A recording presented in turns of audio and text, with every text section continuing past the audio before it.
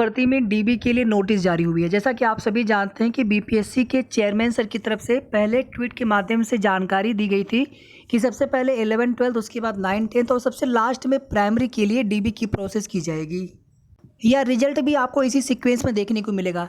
आप यहाँ पर देख सकते हैं TRE results will be declared in phases starting with 11 12 9 10 and then primary.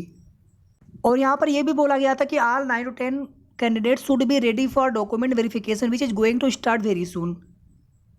अभी आपने जो ट्वीट देखा वो 27 अगस्त का है और ये 28 अगस्त की डेट में आपको यहाँ पर आवश्यक सूचना बिहार लोक सेवा आयोग की तरफ से विज्ञापन संख्या 26 ऑफ 2023 विद्यालय अध्यापक नियुक्ति प्रतियोगिता परीक्षा के 9-10 माध्यमिक एवं 11 12 उच्च माध्यमिक अध्यापक नियुक्ति प्रतियोगिता परीक्षा में सम्मिलित अभ्यर्थियों द्वारा ऑनलाइन आवेदन करते समय अपलोड किए गए डॉक्यूमेंट्स का सत्यापन डॉक्यूमेंट वेरिफिकेशन उसके मूल प्रमाण पत्रों कागजातों के साथ दिनांक 4/9/2023 से 12/9/2023 तक जिला स्तर पर किया जाना है। 4 सितंबर से स्टार्ट होगा, 12 सितंबर तक ये चलेगा प्रोसेस डॉक्यूमेंट वेरिफिकेशन का जिलेवार। राज्य के बाहर के अभ्यर्थियों का दस्तावेज सत्यापन पटना मुख्यालय में कराया जाएगा। अभ्यर्थी अपना दस्तावेज सत्यापन निर्धारित अवधि के अंदर अपने जिला मुख्यालय में कराना सुनिश्चित करेंगे। इसके बाद प्राइमरी के प्रोसेस स्टार्ट होंगे।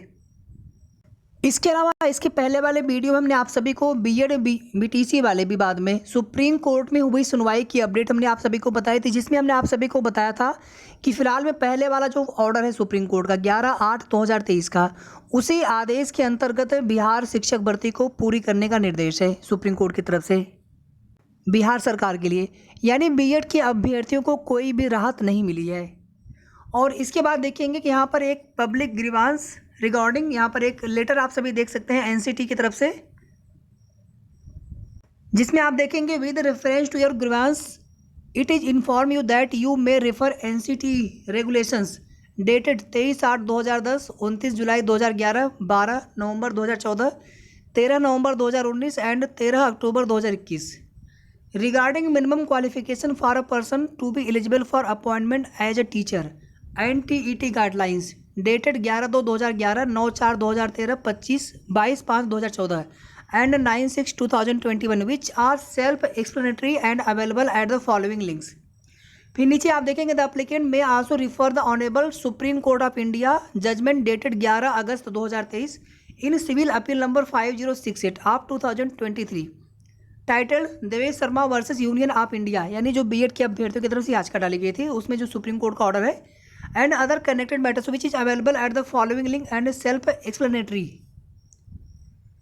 अब यहाँ पर देखिए साथियों, अभी ध्यान देने वाली बात यह है कि कोई भी नई गाइडलाइंस या कोई भी नई अधिसूचना सरकार के निर्देश के बाद ही एनसीटीई जारी करेंगे और अभी इस चीज़ का इंतजार कर रहे हैं सभी बीएड के अभ्यर्थी। फिलहाल में अभी ऐसी कोई भी अधिसूचना या नोटिफिकेशन एनसीटी की तरफ से जारी नहीं किया गया है बीएड के अभ्यर्थियों के लिए, क्योंकि पुराने वाली अधिसूचना रद्द हो चुकी है।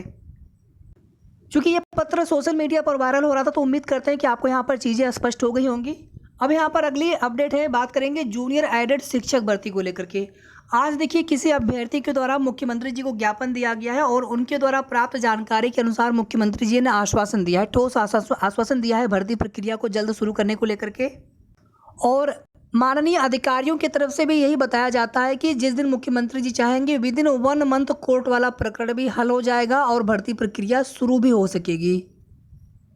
दूसरी तरफ आप देखेंगे इसी भर्ती में वे सभी अभ्यर्थी जो इस भर्ती में 90-97 पर क्वालिफाइड नहीं हो सके या फिर किसी कारणवश या फिर एक बार रिजल्ट आने के बाद दोबारा उनका रिजल्ट इनवैलिड या फिर नंबर कम हुए, ऐसे अभ्यर्थी लगातार कोशिश कर रहे हैं कि उनके साथ भी न्याय हो और नई शिक्षक भर्ती का भी वेट कर रहे हैं, चाहे जूनियर की हो या फिर प्राइमरी की हो।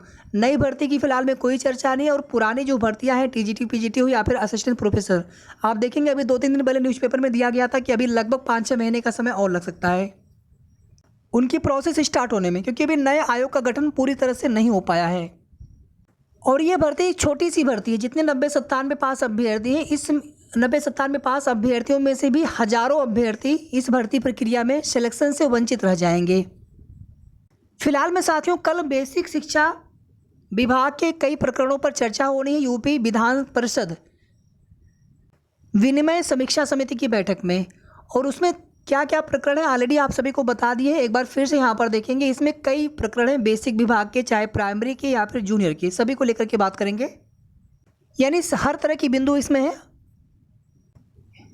चाहे स्थानांतरण की बात हो या फिर इलाहाबाद की बेसिक शिक्षा निदेशालय में लगी आग के संबंध में हो, या फिर प्रदेश के सहायता प्राप्त जूनियर हाई स्कूलों से सेवानिवृत्त शिक्षकों और कर्मचारियों को पेंशन दिए जाने के संबंध में हो, या फिर मौलिक नियुक्तियों का रास्ता, परिषदीय विद्यालयों में मौलिक नियुक्तियों का रास्ता खोले जाने एवं चयन बोर्ड सहित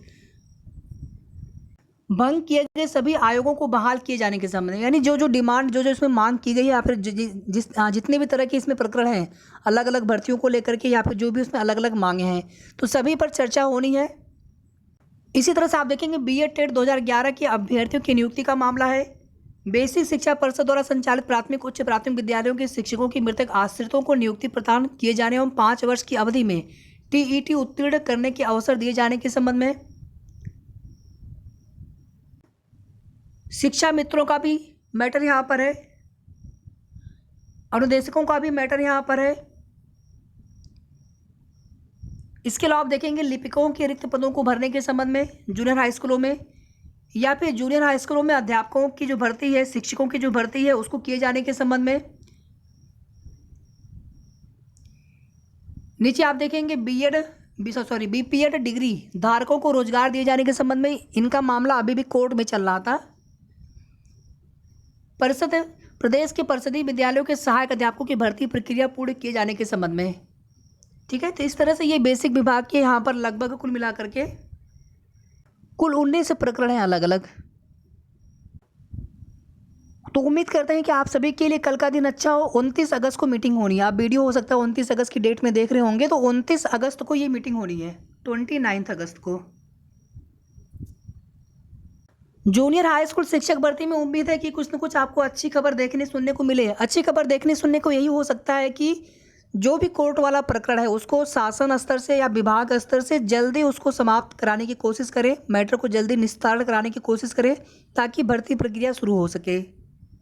इतना ही नहीं, नई भर्ती को लेकर के भी अभ्यर्थी लगातार इंतजार कर रहे हैं।